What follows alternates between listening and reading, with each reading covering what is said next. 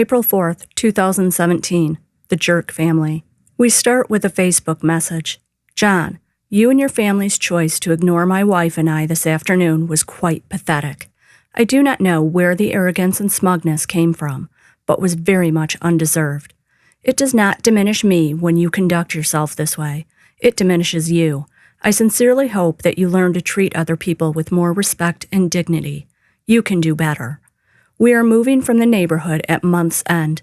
We shall not meet again. Unfriend, with a thumbs up. Social media is really making people crazy. My husband received this message yesterday from a guy who lives in our neighborhood. We had taken a walk up to the elementary school near our house since it was such a nice day. We played, slid, swung, and ran for an hour and walked back home. Several hours later, after returning from the store, my husband showed me his phone. I was really confused because I didn't remember seeing this guy's family at the school. I didn't remember seeing them at Target either. This is the problem with being oblivious to what is going on around you. People think you are a stuck-up a-hole. In any given day, I encounter a lot of people. I walk my daughter into school where I say hello to the portress, by name usually, a bunch of other parents and teachers, whose names I have memorized, and a handful of other students. I walk through my office building, the gym, grocery store, and church, Costco, Target, Michael's, and a handful of other stores, all on a weekly basis. We don't live in New York City, but we also don't live in Mayberry. I know my husband encounters at least as many people in a day as I do. The guy who sent this message is not a guy we have seen at any of these places in the last week or month. In fact, I'm pretty sure the last time we saw him and his family was at a neighborhood party over a year ago. They invited us to their son's first birthday party 5 years ago, and we have seen them at other people's houses a handful of times since then. But I could literally count on my hands the amount of conversations we have had over the last 6 years. Strangely, I do remember him because he was also a little weird and socially awkward. I couldn't pick his wife out of a lineup, though, having met her on maybe 3 occasions. We are a weird family. We are kind of socially awkward, and we don't hang out with a lot of people. We are always on the outskirts of school picnics and neighborhood parties. It takes a while to get to know us, and once you do, you realize we are just as weird as you thought we were.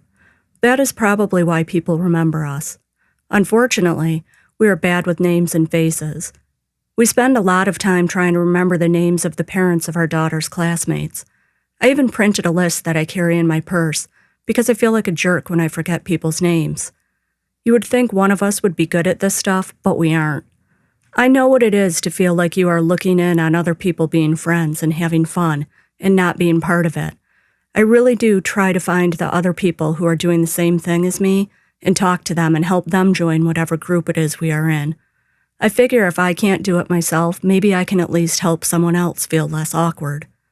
The guy who sent this message was the dad in one of the families on the outside of our neighborhood group, and I remember trying to include him in the gatherings years ago because I knew what it felt like to be him.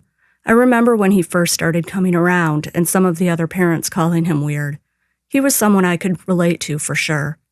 I think social media has blurred a lot of lines when it comes to knowing someone.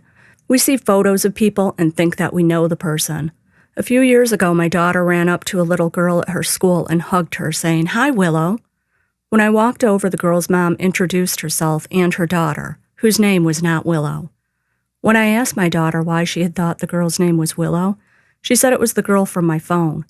I realized that she had seen a video I showed her of Pink and Carrie Hart's little girl riding a motorcycle online. I follow Carrie Hart on Instagram and show my daughter the pictures of his little girl because they are both about the same age and both pretty cool little kids. My daughter was 4 when this happened, but she still remembers the cool little girl on the motorcycle and thinks they should be friends based on what she has seen. She is a child, so it's understandable that she could get confused about who she knows in life and who she is aware of because she has seen them on the internet. My husband really is a saint. My response to this kind of message would probably have been a giant middle finger and a good riddance. Not John. He responded with a very nice message that he was sorry if he offended this guy, and it was not his intention to be a jerk. My husband has been cursed with being both good-looking and shy. It makes people think he is a jerk because, of course, if you are attractive, you should also be outgoing, right? He has spent the better part of his life trying to be more outgoing, and it is just not who he is. He is a kind and gentle soul, so I know it really bothers him when he thinks he hurt someone's feelings. After recollecting our walk home and another message from this soon-to-be ex-neighbor, we put the pieces of the puzzle together to reenact when this blow-off occurred. This man and his wife were walking their dog, without their 2 kids who are usually with them. We all approached an intersection. They waved as a car pulled up.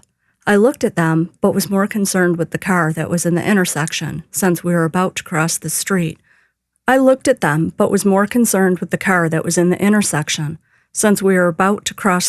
with our 6-year-old, who doesn't want to hold my hand because she is a big girl. The driver of the car rolled down their window and said something to the dog walkers. I turned back to my daughter. The dog walkers obviously weren't waving at us, they were waving at the car. Good thing I didn't wave back like I was going to, or I would have looked like an idiot.